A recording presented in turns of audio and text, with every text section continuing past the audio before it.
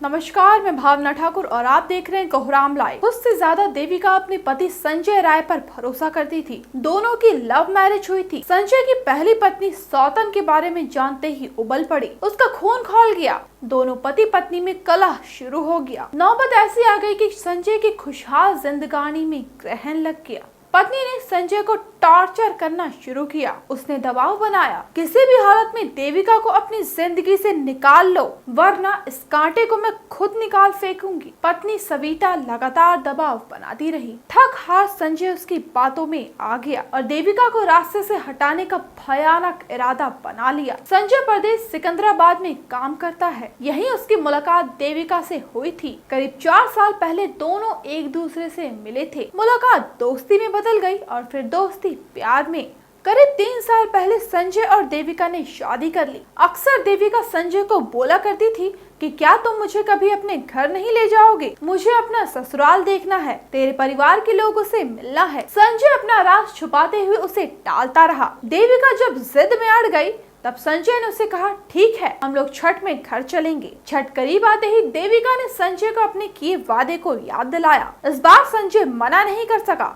दोनों महापर्व छठ में सिकंदराबाद से बांका चले आए। संजय का घर बांका के सुमुखिया मोड़ पुनरावास गांव में है। इधर संजय की पहली पत्नी सविता अपनी सौतन को देखते ही बमक गई। पूरी प्लानिंग पहले से बना ली गई थी। संजय देविका को लेकर सविता की बहन यानी अपनी साली के घर चला गया। उसका घर गोड्डा के सुंडमारा में है। बीते 12 मार्च को यहाँ पहुँच गए। रात का खाना खाने के बाद संजय देविका को ले घर से बाहर नदी किनारे ले गया। यहाँ संजय ने देविका के सिर पर पीछे से लाठी से कई बार मारा। फिर आगे देविका का कैसे क्या हुआ हाल बता गए गोड्डा के एसपी नाथू सिंह मीणा। देवडान थाना क्षेत्र के सोमारा गांव में नदी में एक महिला का शव बरामद किया गया था 13 तारीख को। उसी मामले में 2 महिला अभियुक्तों की गिरफ्तारी की गई है और इसमें एक अभियुक्त की गिरफ्तारी भी बाकी है।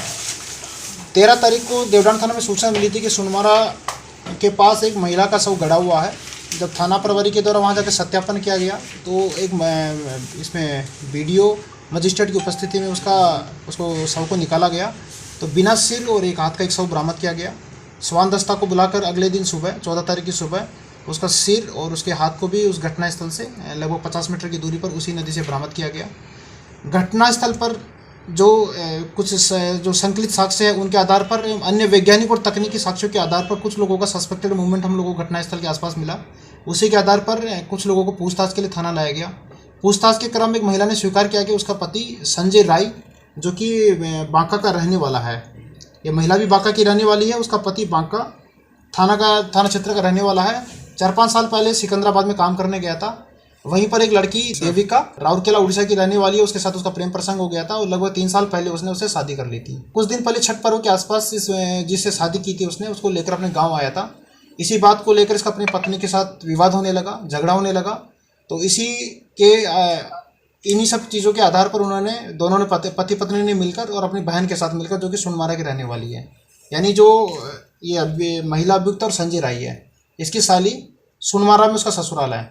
तो यहाँ पर इन्होंने प्लान किया कि 12 तारीख को ये उसको सिकंदराबाद से लेके निकला और 13 तारीख को सुबह यहाँ पर सोनमारा में ये लोग पहुँचा, उसको जो देविका है उसको लेकर। वहाँ पर इसकी साली है उसके घर पर इसने योजना बनाई कि मतलब पहले से इनका प्री प्लानिंग था कि यहाँ पर इसका मर्डर किया जाएगा। तो शाम को लोग खाना खाने के बाद उसको नदी की तरफ लेके गया। वहाँ पर पीछे से 3-4 उसको जो हैवी एक लाठी है उसके सिर पे चोट मारी, 3-4 लाठी मारी तो उससे वो गिर गई, अचेत हो गई। उसके बाद में एक जो हंसिया है उसका गर्दन काटा और उसका फिर पहचान छुपाने के लिए, चूँकि उसका हाथ जो दाहिना हाथ है उसमें उसका गोदना से कुछ अंकित था, तो उसको पहचान छुपाने के हिसाब से उसका हाथ को भी काट दिया और उसको ब्लेड से उसको कुतर दिया ताकि उसका नाम पता नहीं चले। लोग काफ़ी शातिर तरीके से उन्होंने क्राइम किया था। उन्होंने सोचा था कि किसी भी तरह से इसकी पहचान नहीं हो पाएगी, क्योंकि उनको पता था कि जो मृतिका है वो उड़ीसा की रहने वाली है, उसको यहाँ पर कोई ढूंढेगा भी नहीं। इसलिए हम लोगों के लिए बहुत मुश्किलें हुई। आसपास के सभी थाना क्षेत्रों में हम लोगों ने सर्च करवाया, कहीं पर भी कोई गुमशुदगी का इस तरह से रिपोर्ट दर्ज नहीं हुआ था। आसपास के जिला में भी हम लोगों ने मैसेज किया था, मीडिया के माध्यम से हम लोगों ने प्रकाशित किया था, कोई भी मामला संज्ञान में नहीं आया। लेकिन जो सस्पेक्टेड मूवमेंट था उसके आधार पर इनको 2 महिलाओं को डिटेन किया गया।